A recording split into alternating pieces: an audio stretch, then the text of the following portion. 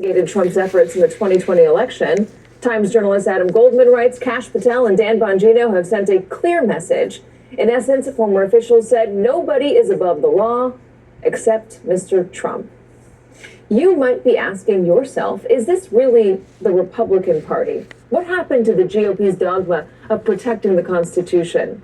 Peter Wenner wondered the same in The Atlantic, saying, quote, a party that formally proclaimed allegiance to the Constitution and the rule of law, warned about the concentration and abuse of power, and championed virtue, restraint, and moral formation, has been transmogrified. The Republican Party now stands for everything it once loathed.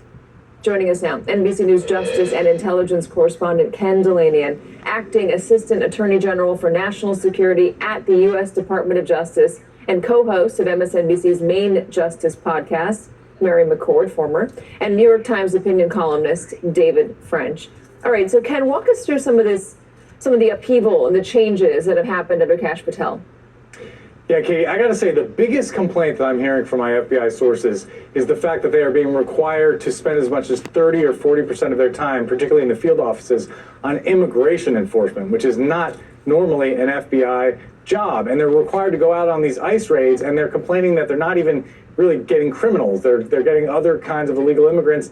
And it's by definition taking resources away from the main things that the FBI does, which is counterterrorism, counter-espionage, violent crime, political corruption, and white-collar fraud, especially in the field offices where agents work on multiple different kinds of cases. So that, above all the other things you just mentioned, is the biggest complaint I'm hearing. It is true that Kash Patel and Dan Bongino and other FBI leaders have been trying to put their stamp on the Bureau. They've moved people out, although not at the same pace, I have to say, as the Justice Department. The purges at the DOJ have been far more extensive than we have seen so far at the FBI. But there were those female agents that you mentioned, and many of them black women, ordered reassigned for unstated reasons, demoted essentially, and many of them have left. And I see on LinkedIn every day different senior high-ranking FBI agents inexplicably retiring after decorated careers.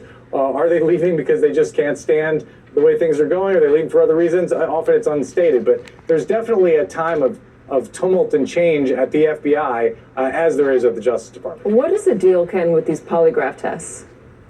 That's a leak hunt, essentially. And, FBI, as I understand it, FBI employees are required under certain circumstances to submit to polygraphs. Now, polygraphs are a tool that are used in an effort to ferret out leaks. What's different here is that they're being used for stories that the leadership thinks are embarrassing. For example, including our own story where we reported that Dan Bongino was requiring a massive security detail, unprecedented compared to other previous directors.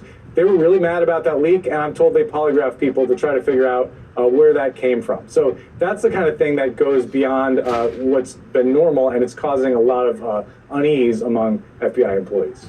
Mary, there is also quite a bit of concern about readiness, about whether the expertise is there in order to keep this country safe. How do you see the purges, the changes at the FBI? Yeah, one of the things also I think that's troublesome is there is a lack of transparency here, right? This reporting in the New York Times, and of course also what Ken has just shared from his own reporting, the reporters, journalists are having to find either current or former officials within the FBI to learn about this. And the American people deserve to know if there's been sort of a massive sort of resource shift away from national security. That's counterterrorism efforts, counterintelligence efforts, the things that we rely uniquely on the FBI for here in the U.S. And if that's going to be a resource shift toward immigration or toward other threats, people need to know about that. That's an important part of government transparency. And it's hard to say right now what our readiness will be when even still from the very good reporting from Ken and from the New York Times, it's still unclear to me exactly how many have left, how many have been forced out, how many have been moved into other positions. And I think important here also is that what we're talking about, at least based on my experience working directly with the FBI for a number of years, people don't just suddenly become, an assistant director in the counterterrorism section as a transfer from some other place. Like, these are people who have been spending their careers and sometimes decades doing counterterrorism work, right? So they not only know all of their sort of similar situated investigators across the FBI, but also the rest of our intelligence community and also our allies abroad, right? So they've got those relationships and that muscle memory and that experience that could really suffer here. So there's the national security side of it, Mary, but there's also the public corruption side of it. I mentioned a moment ago, the disbanding of the public corruption, the federal unit at the Washington field office, the same one that investigated Donald Trump and his efforts in the 2020 election. I wonder the message that is sending that there are certain things that are off limits, and it's not just that aspect of it. There's also the disbanding of an internal watchdog group that was established in 2020. They were responsible for helping ensure that employees comply with laws, regulations, and policies in general. They've been absorbed by the inspection division. By the way, they examined agent shootings and allegations of misconduct. We take that.